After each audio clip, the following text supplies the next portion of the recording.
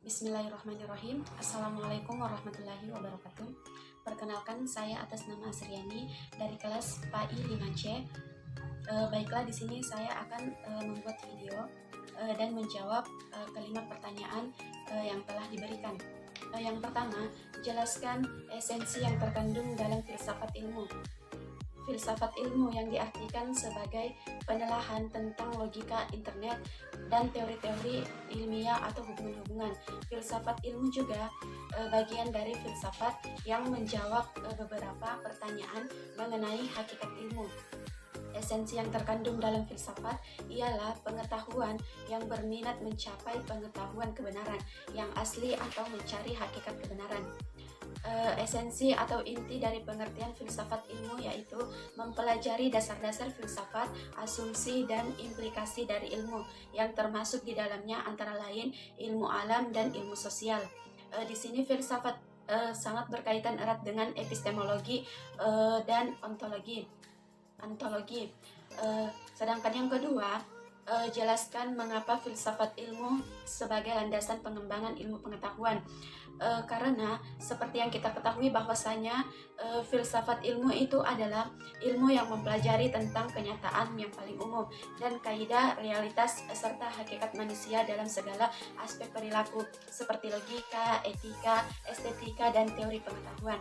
Sedangkan ilmu pengetahuan atau keseluruhan bentuk upaya kemanusiaan seperti perasaan, pemikiran, pengalaman. Jadi mengapa filsafat dijadikan sebagai landasan pengembangan?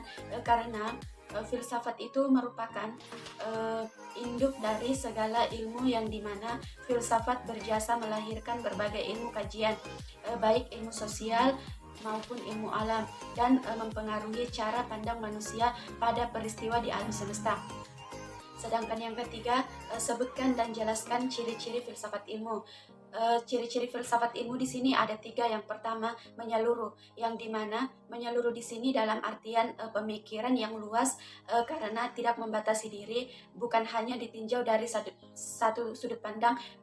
Sedangkan yang kedua, yang itu mendasar, yang artinya pemikiran yang dalam hasil fundasinya atau esensial objek yang dipelajarinya sehingga dapat dijadikan sebagai dasar berpijak dari keilmuan. Sedangkan yang terakhir atau yang ketiga, spekulatif, yang artinya hasil pemikiran yang dapat dijadikan sebagai dasar pemikiran.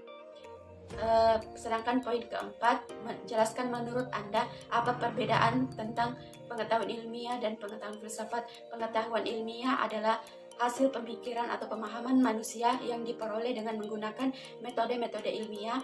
Pengetahuan ilmiah mempunyai ciri pokok seperti empiris, sistematis, dan empiris. Sedangkan pada pengetahuan filsafat itu sendiri adalah pengetahuan yang diperoleh dari pemikiran yang kontemplatif dan spekulatif. Pengetahuan filsafat menekankan pada kedalaman kajian mengenai ilmu pengetahuan itu sendiri. Sedangkan yang kelima, objek filsafat terdiri dari dua objek, yaitu material dan formal. Dalam pengembangan filsafat, kedua objek sangat berperang dan mempunyai makna yang penting dalam kehidupan manusia dari zaman ke zaman. Jelaskan dan berikan contohnya.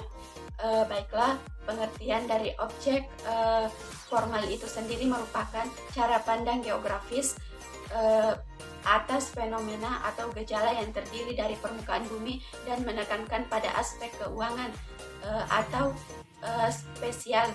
Sedangkan objek material adalah objek kajian geografis dengan menekankan pada materi dalam mewujudkan benda pada geosfer.